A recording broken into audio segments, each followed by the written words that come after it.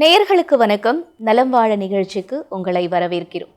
நோயற்ற வாழ்வே குறைவற்ற செல்வம்னு சொல்லுவாங்க. ஆனா இன்னைக்கு இருக்கிற பிஸி லைஃப்ல நம்ம நோயோட தான் வாழ்ந்துகிட்டு இருக்கோம் அப்படின்னே தான் சொல்லணும்.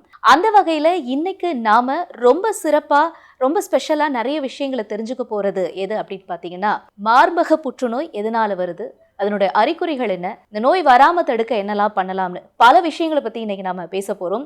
நம்மளுடன் இதை பற்றி இன்னும் விரிவாக விளக்குவதற்காக நம்ம நிகழ்ச்சிக்கு வந்திருக்காங்க மெடிக்கல் ஆன்டாலஜிஸ்ட் அப்படின்னு சொல்லுவாங்க, அதாவது மருத்துவ புற்றுநோயியல் நிபுணர் அப்படின்னு சொல்லுவாங்க, திரு கணபதி ரமணன் சார். வணக்கம் சார். நமஸ்காரம். புற்றுநோய் அப்படின்னாலே அதில் நம்ம கேட்கும் பொழுது அது ஒரு நோய் தான் அப்படின்னு நினைப்போம். ஆனால் அதில் நிறைய வெரைட்டிஸ் இருக்குது. அதாவது பிளட் கேன்சர்னு சொல்கிறாங்க, பிரெஸ்ட் கேன்சர்னு சொல்கிறாங்க, தமிழில் நம்ம மார்பக புற்றுநோய் அப்படின்னு சொல்லுவோம். முதலாவதாக என்னுடைய கேள்வி உங்ககிட்ட என்னன்னு பார்த்தீங்கன்னா, மார்பக புற்றுநோய்னா என்ன, அது எப்படி உருவாகுது, ஒரு பெண்ணுக்கு அது எப்படி உருவாகுது, அதை பற்றி எங்களுக்கு விளக்க முடியுமா? அது எதனால வருதுன்னு அந்த பாயிண்ட் ஒரு சிங்கிள் சென்டென்ஸில் நம்மளால் சொல்ல முடியாது. ஓகே. ஆனால் மோஸ்ட் இம்பார்ட்டண்ட் ரிஸ்க் ஃபேக்டர் ஒரு லேடியாக பிறக்கணும். அதுதான் most important risk factor. Okay. ரெண்டாவது ஏஜ், நம்மளோட ஏஜ் இன்க்ரீஸ் ஆகணும். ஏஜ் ஆக ஆக லேடிஸுக்கு மாறல புற்றுநோய் வரத்துக்கு ஒரு வாய்ப்பு உண்டு. ஒரு லட்சம் ஜனம் இருக்கிற இடத்துல ஒரு 30 பேருக்கு பிரெஸ்ட் கேன்சர் இருக்கிறதுக்கு வாய்ப்பு உண்டு. ஒரே ஒரு ரீசன் சொல்ல முடியாது. நிறைய ஹார்மோனல் ஃபேக்டர்ஸ், சில hereditary factors, life style factors எல்லாம் இருக்கு. ரொம்ப அழகாக ஆரம்பிச்சிருக்கீங்க இதை பற்றி. இப்போ ஒருத்தவங்களுக்கு மார்பக புற்றுநோய் இருக்கு அப்படின்னும் பொழுது என்ன மாதிரியான அறிகுறிகள்லாம் நமக்கு தென்பட ஆரம்பிக்கும், அது இருக்கா இல்லையா அப்படின்னு நம்ம எதன் மூலயமா தெரிஞ்சுக்கணும், என்ன சிம்டம்ஸ் மூலயமா தெரிஞ்சுக்க முடியும்? சிம்டம்ஸ் மோஸ்ட் இம்பார்ட்டன்ட் கட்டி, ஒரு டியூமர்னு சொல்கிறோம், அது கைக்கு படுறது. ஓகே. அதுதான் மோஸ்ட் இம்பார்ட்டன்ட் சிம்டம். அண்ட் அதை நம்ம என்ன புரிஞ்சுக்கணும்னா, ஜென்ரலி வலி இருக்காது. ஓகே. இது ரெண்டு விஷயமா எடுத்துப்பாங்க. வலி இல்லை, அதனால நிறையா பேர் டாக்டர்கிட்ட வரமாட்டான், ஏன்னா வலி இல்லை, ஒன்றும் கஷ்டம் கொடுக்கல.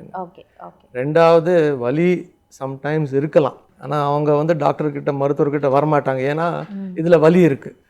ஸோ ரெண்டு விதமாகவே வரமாட்டாங்க. ரெண்டாவது, வலி இருக்கு, நான் டிவி ப்ரோக்ராமில் கேட்டேன், யாரோ சொன்னா வலி இருந்தால் கேன்சர் கிடையாது. Okay. So most important thing ஒரு பிரெஸ்டில் டியூமர். நெக்ஸ்ட்டு ரொம்ப இம்பார்ட்டன்ட் ஷேப் ஆஃப் தி பிரெஸ்டில் ஒரு மாற்றம். ஸோ அந்த லேடிக்கு she knows what is the shape of her breast.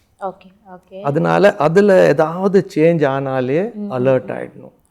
மூணாவது ஸ்கின் சேஞ்சஸ், பிரெஸ்டுக்கு மேலே இருக்கிற ஸ்கின்ல சில மாற்றங்கள், அதில் ஒரு டிம்பிளிங்னு சொல்லுவா, ஸ்கின் உள்ளுக்குள்ளே போகிற மாதிரி தெரியறது, அதில் டெஃபினட்டாக வி ஷுட் சஸ்பெக்ட். அப்புறம் பிளட் டிஸ்சார்ஜ் நிப்பிள்லேருந்து ஆகலாம்.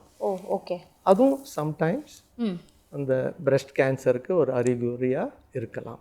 இதெல்லாம் வச்சிருந்து ஜென்ரலி பேஷண்ட் டாக்டரை பார்க்கணும், மருத்துவரை பார்க்கணும். இப்போ இந்த சிம்டம்ஸ்லாம் குறைஞ்சபட்சம் எத்தனை வயசு இருக்கக்கூடிய பெண்களுக்கு வரதுக்கான வாய்ப்பு இருக்கும்? அப்படி அந்த சிம்டம்ஸ் வந்துருச்சு அப்படின்னும் பொழுது அவங்க நெக்ஸ்ட்டு என்ன பண்ணணும்? நிறையா லேடிஸுக்கு பீரியட்ஸ்க்கு முன்னாடி, பீரியட்ஸ் வரதுக்கு முன்னாடி பிரெஸ்ட்டில் ஒரு லம்பினஸ் இருக்கும். ஓகே. ஓகே. கை வச்சு அவங்க பார்த்தோன்னா ஒரு கட்டி மாதிரி தெரியும். ஓகே. ஆர் சம்டைம்ஸ் இன்னைக்கு இந்த ப்ரோக்ராம் ஒரு 100 பேர் பார்த்தப்புறம் அவங்களுக்கு ஒரு பயம் வந்துடும்.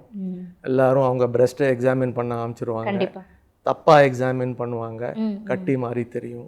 இதனால ஒரு டக்குன்னு they may go to the hospital. Okay.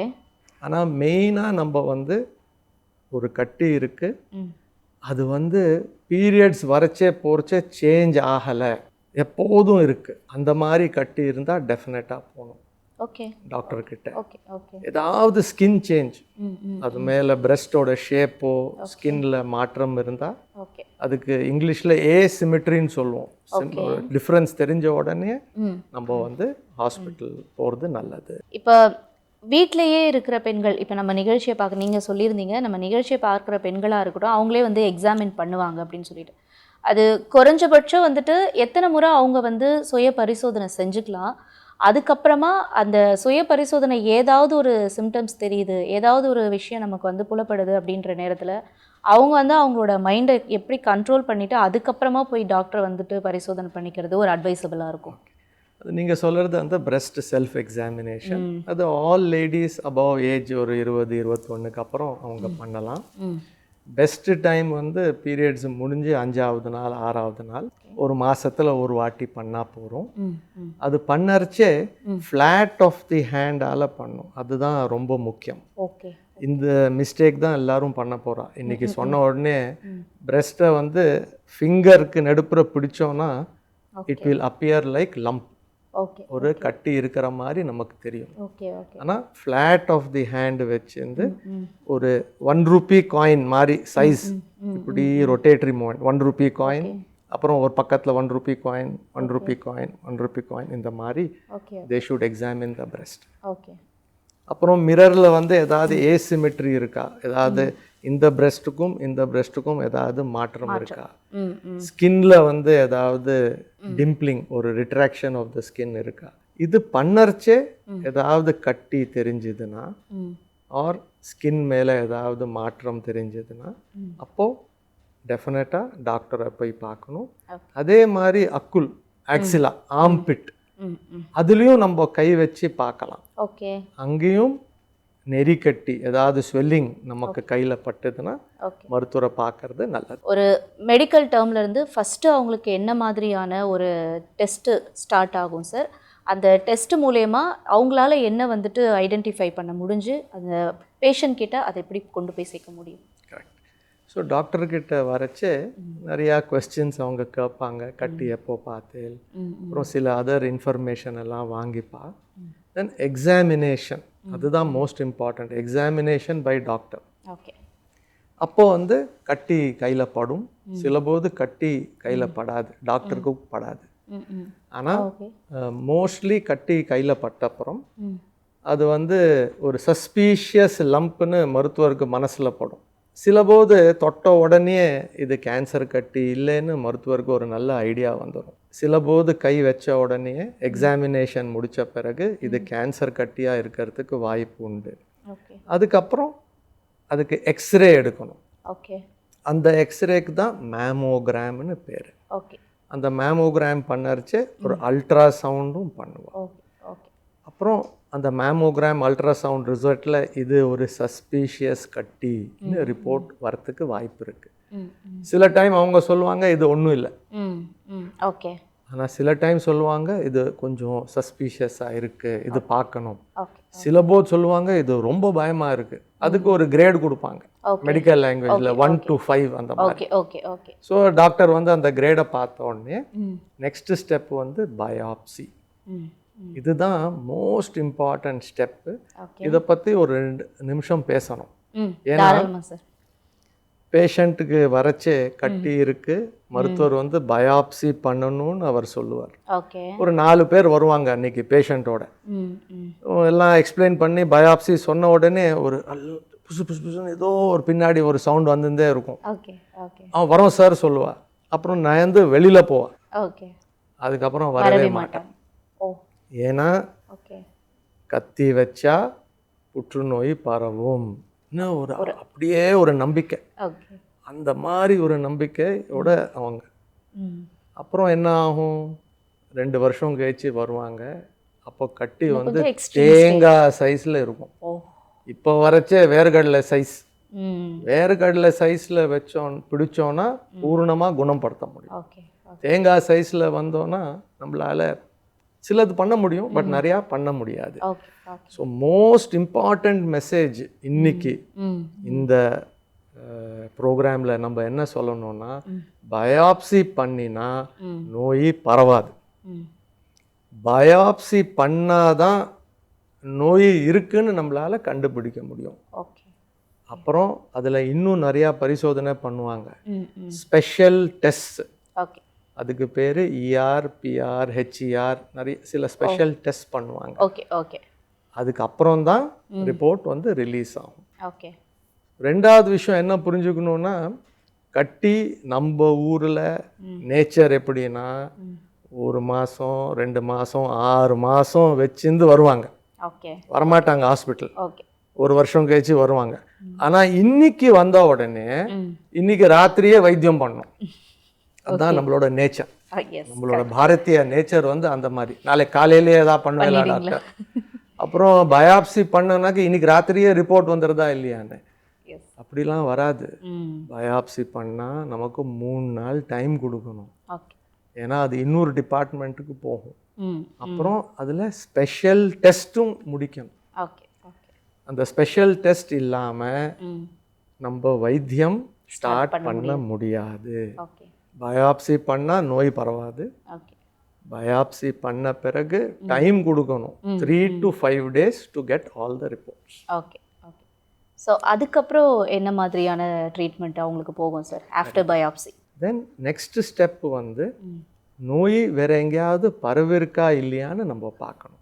3வது நெக்ஸ்ட் அதுக்கப்புறம் வைத்தியத்துக்கு இந்த பேஷண்ட் ஃபிட்டாக இருக்காங்களா இல்லையான்னு ஓகே ஓகே நம்ம பார்த்தோம்னா இந்த 3 கொஸ்டின் தான் பேஷண்ட் இஸ் இன்ட்ரெஸ்டட். ஓகே எனக்கு கேன்சர் இருக்கா இல்லையா, இல்லையா அது பயாப்சியில். ஓகே 2வது வந்து எந்த பேஷண்ட்டாக இருக்கட்டும், ம் village town to city, city அவங்க என்ன கேட்பாங்க, நெக்ஸ்ட் கொஸ்டின் என்ன கட்டத்தில் இருக்குது. ஸோ நம்ம வந்து அதுக்கு ஸ்டேஜிங் இன்வெஸ்டிகேஷன் பண்ணணும். அதுக்கு நம்ம ஊரில் இப்போது மெயினாக பெட் ஸ்கேன் வச்சிருந்து ம் ம் நம்ம ஸ்டேஜிங் பண்ணுறோம்.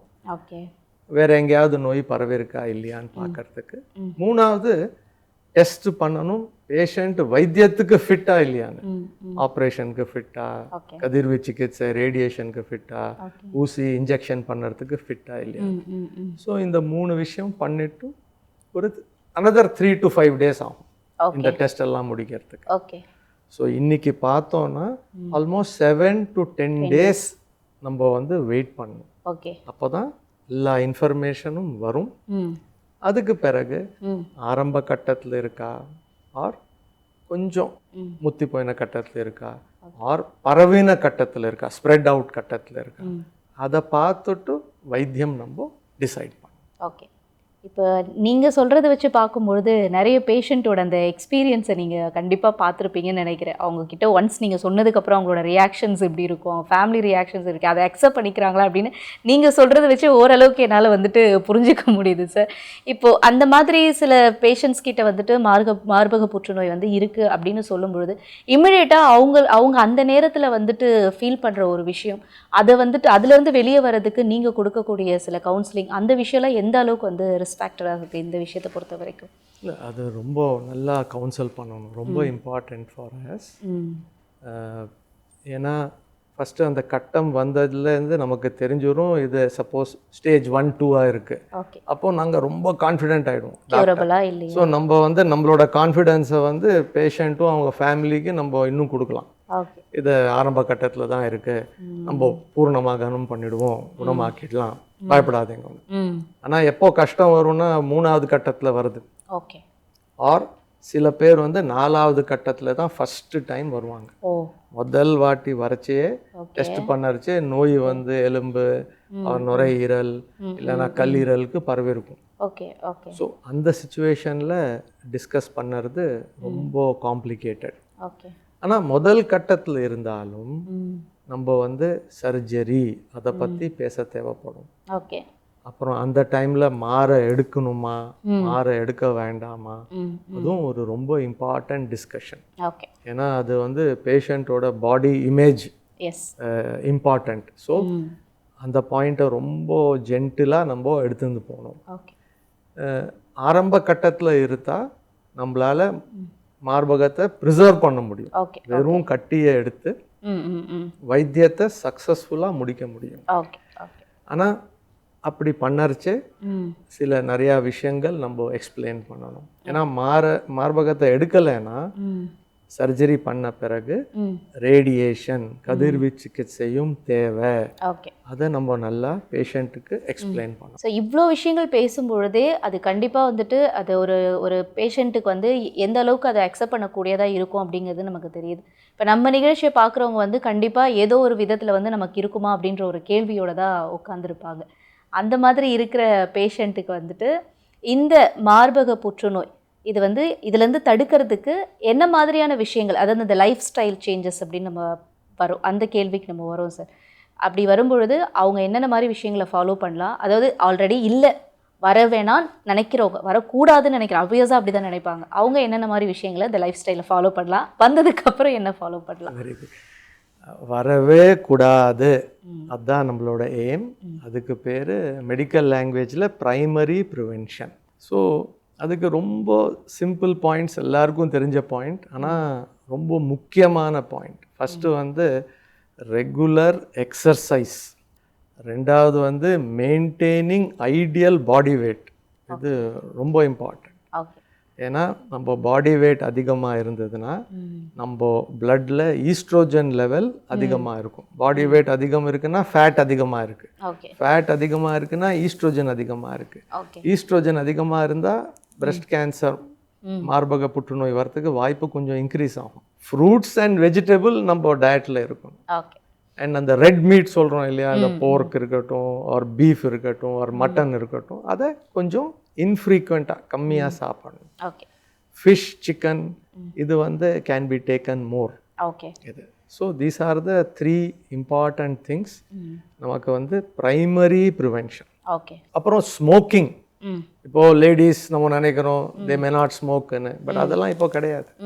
Ladies also smoke, men also smoke. So இப்போ எனி ஐடி இடத்துல போனோன்னா அது ஒரு ஏரியா இருக்கும் ஸ்மோக்கிங்க்கு, equally women also will be smoking. Smoking increases the risk for breast cancer.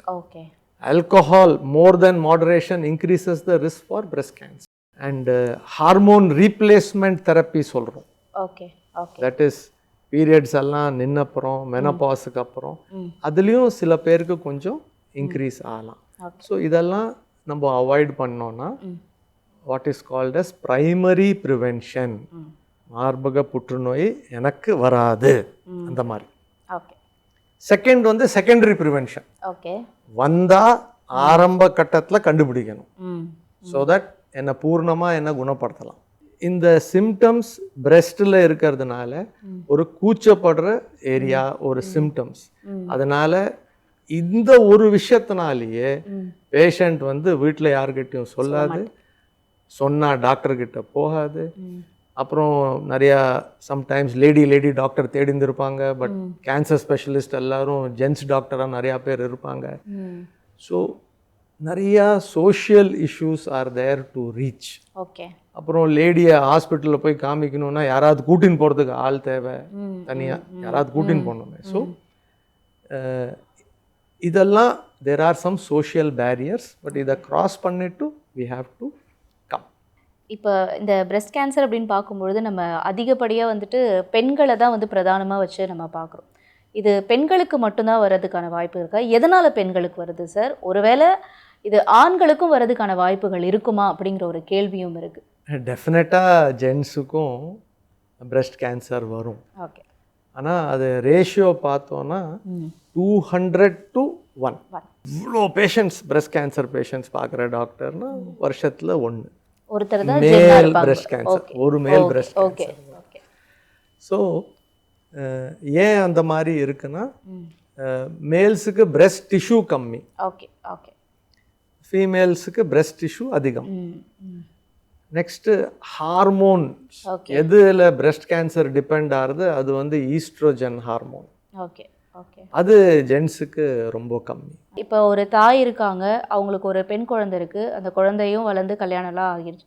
அப்போ அந்த தாய்க்கு இருக்கிற அந்த ஸ்ப்ரெட் வந்துட்டு இந்த பொண்ணுக்கும் பரவுறதுக்கான வாய்ப்புகள் இருக்குமா? அந்த மகளுக்கும் போகிறதுக்கான வாய்ப்புகள் இருக்குமா? அது எவ்வளோ % வந்து பாசிட்டிவாக வர்றதுக்கான வாய்ப்பு இருக்குது சார்? அது வந்து நம்ம வந்து வம்சத்தில் இருக்கா இல்லையான்னு சொல்லணும், பரவுறது அப்படி சொல்லக்கூடாது. ஏன்னா திருப்பியும் ஆடியன்ஸ் வந்து கன்ஃபியூஸ் ஆகிடுவாங்க, எங்கிட்டேருந்து அவளுக்கு பரவிடுமா? அது கிடையாது. புற்றுநோயால் பரவவே முடியாது, அது ஒரு நல்ல விஷயம். ஆனால் வம்சத்தில் இருக்கா இல்லையான்னு எஸ், இருக்கிறதுக்கு வாய்ப்பு உண்டு. 100 பிரெஸ்ட் கேன்சர் இன்னைக்கு உட்கார கிளினிக்கில் 100 பேர் வராங்க பிரெஸ்ட் கேன்சர். ஸோ அதில் 5 கொஞ்சம் அதிகபட்சத்தில் 10 பேருக்கு வம்சத்தில் இருக்கிறதுக்கு வாய்ப்பு. இப்போ நம்ம நிகழ்ச்சி பார்க்குறவங்க எல்லாம் உடனே வந்துட்டு எங்கேயாவது கட்டி இருக்கா அப்படின்னு கையை, கழுத்தை, உடம்பெல்லாம் வந்துட்டு பார்த்துட்ருப்பாங்க. அது மேபி சில சமயம் அது வெறும் நார்மல் கிளாண்டாக கூட இருக்கலாம். அதை வந்து நம்ம எப்படி டிஃப்ரென்ஷியேட் பண்ணிக்கலாம் சார்? அந்த பயத்தை வந்து எப்படி போக்கிக்கலாம்? வெரி குட், நல்ல கொஸ்டின். ஏதோ ஒரு கட்டி நம்ம கிட்ட ரொம்ப வருஷமாக இருக்குன்னா நாளைக்கு ஓடி வராதேங்க நிகழ்ச்சியை பார்த்துட்டு ஹாஸ்பிட்டல் வர வேண்டாம். ஓகே. ஏதாவது ஒரு கட்டி புதுசாக வந்திருக்கு, ஆர் பழைய கட்டியில் வந்து சைஸ் இன்க்ரீஸ் ஆகிருக்கு, ஆர் பழைய கட்டியில் ஒரு 5 வருஷமாக இருக்குது, இப்போ சைஸ் இன்க்ரீஸ் ஆகிருக்கு, அதில் வலி வந்திருக்கு, ஆர் எனி நியூ ஸ்வெல்லிங் புதுசாக இப்போ 1 மாதம் 10 நாள் ஓகே சரியாகலை, ஓகே, அப்போது நம்ம டாக்டர்கிட்ட காமிக்கிறது, மருத்துவர்கிட்ட காமிக்கிறது நல்லது. இப்போ பர்த் கண்ட்ரோல் டேப்லெட்ஸ் வந்துட்டு இப்போ இருக்கிற ஜென்ரேஷனில் நிறைய பேர் அதை ஃபாலோ பண்ணிக்கிறாங்க. அது ஒரு என்ன ஒரு ரெமிடி மாதிரியே அதை எடுத்துக்கிறாங்க. அது வந்துட்டு நல்லதா? அந்த மாதிரி எடுக்கும் பொழுது அந்த மாதிரி எடுத்துக்கிற ஆட்களுக்கு இந்த மார்பக புற்றுநோய் வருமா, அந்த மாதிரி பெண்களுக்கு? ஓசிபி அந்த ஓரல் கான்ட்ரசெப்டிவ் பில்ஸ் வந்து அதனால பெருசாக மார்பகத்தில் புற்றுநோய் வரத்துக்கு வாய்ப்புகள் பெருசாக ஒன்றும் கிடையாது. ஓகே. ஸோ அது it is a reasonably safe தான். ஆனால் ஹார்மோன் ரீப்ளேஸ்மெண்ட் ட்ரீட்மெண்ட், ஓகே, அது சில லேடிஸுக்கு பீரியட்ஸ் எல்லாம் நின்னப்புறம் அதுக்கு மெனோபாஸ்ன்னு சொல்கிறோம், அதில் நிறையா கஷ்டங்கள் வரலாம். அப்போது சின்னதாக ஹார்மோனை ரீப்ளேஸ் பண்ணணும். அதில் ஒரு ஸ்மால் இன்க்ரீஸ் சான்ஸ் இருக்குது பிரஸ்ட் கேன்சர் வரும். மார்பக புற்றுநோய் இருக்குது, ஒரு பேஷண்ட் வந்துட்டாங்க, அவங்களுக்கு கியூரபிள் ஆகிடுச்சு, அதுக்கப்புறம் அவங்களோட லைஃப் சேஞ்ச் ஆகிறதுக்கு என்னென்ன மாதிரி விஷயங்களை வந்து ஃபாலோ பண்ணலாம், இதுக்கப்புறம் எந்த அளவுக்கு நம்ம விழிப்புணர்வோட இந்த நிகழ்ச்சிக்கு அப்புறம் இருக்கலாம் அப்படிங்கிறதுக்கு நீங்கள் என்ன சொல்ல விரும்புகிறீங்க சார்? அவங்க லைஃப் வந்து ஜென்ரலி நல்லா இருக்கும். ஏன்னா வைத்தியம் முடிச்சப்புறம் ஒரு 3 மாதம் 4 மாதத்தில் நல்லா ரிகவர் ஆகிடுவாங்க. சில கஷ்டங்கள் லைக் முடி கொட்டுறது கீமோதெரப்பியில் ஒரு 6 மாதமாகவும் பூரணமாக திருப்பியும் வரத்துக்கு. அப்புறம் சில ஸ்கின்லலாம் கொஞ்சம் சேஞ்சஸ் நகத்தில் இருக்கும், அது ஒரு 3-4 மாதத்தில் சரியாயிடும். ரேடியேஷன் நம்ம கதிர்வீச்சு கொடுத்தோன்னா அந்த பாகம் கொஞ்சம் கருப்பாகும், அது ஒரு 2-3 மாதத்தில் சரியாயிடும். சம்டைம்ஸ் 10 வருஷத்துக்கும் செக்கப்பில் இருக்கிறது இம்பார்ட்டண்ட். சில பேஷண்ட்ஸுக்கு பிரஸ்ட் கேன்சரில் மாத்திரை எழுதி கொடுப்போம் வைத்தியம் எல்லாம் முடித்த பிறகு. அந்த மாத்திரை ஒரு 5 to 10 years எடுக்கிற மாதிரி வரும். ரொம்ப தேங்க்ஸ் சார். ஆக்சுவலி கண்டிப்பாக மார்பக புற்றுநோயை பற்றின பல்வேறு கேள்விகளுக்கு வந்து உங்கள் மூலயமா நம்ம நிகழ்ச்சி பார்க்குற நேயர்களுக்கு பதில் கிடைச்சிருக்கோம் நம்புகிறேன். அண்ட் ரொம்ப தேங்க்ஸ் சார், இன்றைக்கி நிகழ்ச்சிக்கு வந்துட்டு நிறைய கேள்விகளுக்கு பதில் கொடுத்ததுக்கு. நமஸ்காரம், தேங்க்யூ சார். மார்பக புற்றுநோயை பற்றின நிறைய கேள்விகளுக்கு உங்களுக்கு பதில் கிடைச்சிருக்கோன்னு நம்புகிறேன். மீண்டும் நம்ம நலம் வாழ நிகழ்ச்சியில் வேறொரு மருத்துவரோட பல்வேறு கேள்விகளுக்கான விடையோட உங்களை சந்திக்கும் வரை விடைபெறுவது அஞ்சலி.